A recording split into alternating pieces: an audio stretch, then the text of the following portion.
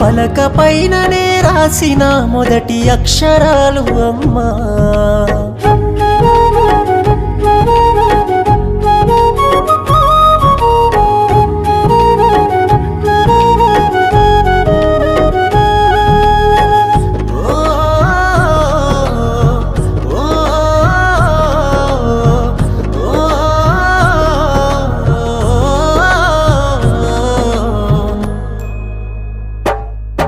ఆ మేడ మిద్దెలు ఆస్తి పాస్తి నా కన్న పేగు అంటూ నీ గుండె కత్తుకొని మురిసిపోతూ ముద్దాడినావే అమ్మా.